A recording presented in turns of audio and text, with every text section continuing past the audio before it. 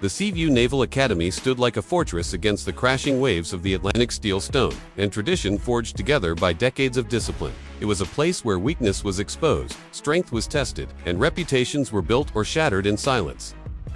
Lieutenant Sarah Mitchell had earned her place there the hard way.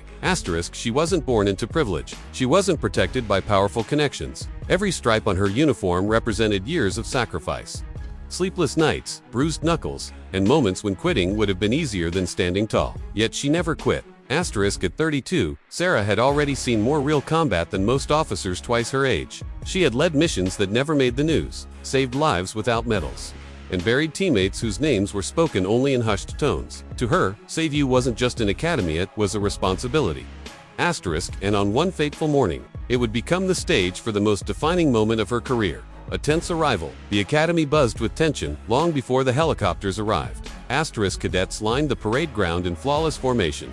Boots aligned like clockwork. Officers stood at attention. Uniforms crisp, faces unreadable. Word had spread quickly that Admiral Gregory Hensley, a man whose reputation carried as much fear as authority, was visiting Seaview for a surprise inspection. Hensley was known across the fleet as a brilliant strategist and a ruthless disciplinarian. He believed respect was enforced, not earned, and anyone who challenged him rarely walked away unscathed.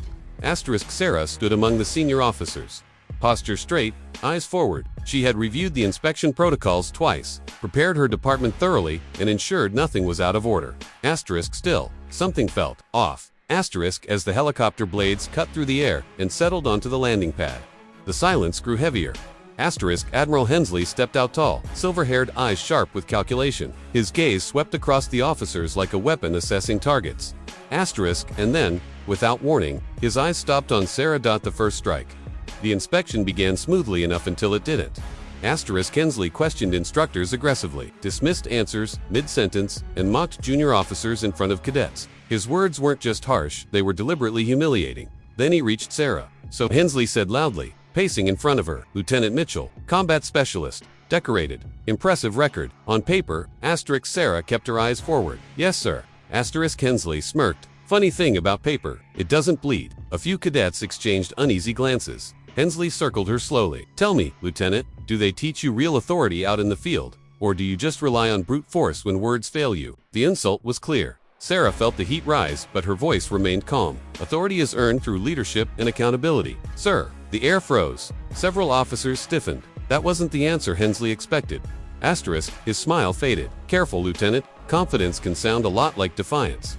I intend no defiance. Sir, Sarah replied evenly. Only honesty. The parade ground felt like it was holding its breath. Public disrespect, instead of moving on. Hensley leaned closer. He said, raising his voice so everyone could hear. This academy has become far too comfortable promoting officers who confuse aggression with competence. Then he looked directly at Sarah, especially those who forget their place. A murmur rippled through the cadets. Sarah clenched her jaw not in anger, but in resolve. With deliberate disrespect, Hensley ordered, Lieutenant Mitchell, step forward. She obeyed.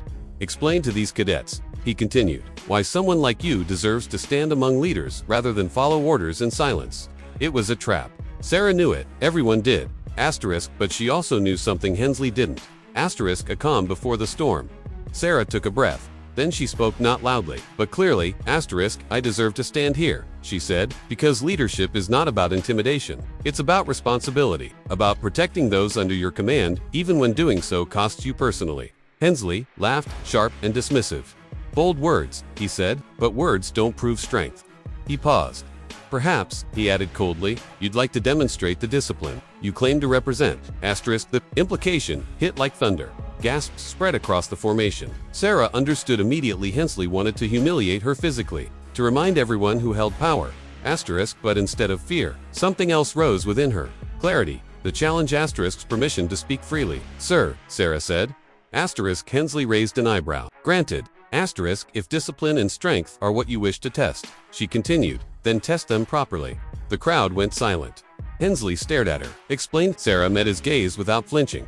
Respect is not proven by humiliation, she said. If you wish to challenge my competence, do it within the standards we all claim to uphold. For the first time, Hensley hesitated. Then, with a dangerous smile, he said, very well. He gestured toward the Academy's close combat training hall. Let's see if your reputation survives contact. Inside the combat hall, the entire academy seemed to follow. Cadets packed the observation deck. Officers lined the walls. The air inside the hall crackled with anticipation. Hensley removed his jacket slowly. Despite his age, he was still formidable, trained, experienced, and ruthless. But Sarah saw something else. Arrogance. They stepped onto the mat. Rules? She asked calmly. Hensley scoffed. Don't embarrass yourself. The signal was given. Unwavering precision, Hensley attacked first, aggressive, aiming to overwhelm. Sarah didn't retreat. She flowed. Every movement was controlled. Every block was precise. She redirected force, instead of matching it, conserving energy. Reading his patterns, the crowd watched in stunned silence. Hensley grew frustrated, his attacks becoming sloppier, and that's when Sarah moved. In one fluid sequence, she disarmed him, swept his balance, and brought him to the mat, pinned, immobilized, and powerless. But she didn't strike, she held him there.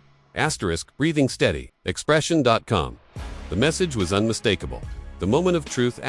Sarah released him and stepped back, offering a hand. Hensley stared at it, then at her. The hall was silent. Finally he stood. No applause, no cheers, just respect, raw and undeniable. Sarah spoke quietly, but every word carried. Strength without control is chaos, she said. Authority without respect is fear, and leadership built on fear will always fail. Hensley said nothing. He simply nodded. Aftermath. The inspection ended early. Later that evening, word spread that Admiral Hensley had issued a formal commendation, not for combat skill, but for professional integrity under provocation. Cadets spoke of that day for years. Not because they saw someone win a fight, but because they saw what real leadership looked like. And Lieutenant Sarah Mitchell returned to her duties unchanged, unwavering, and stronger than ever.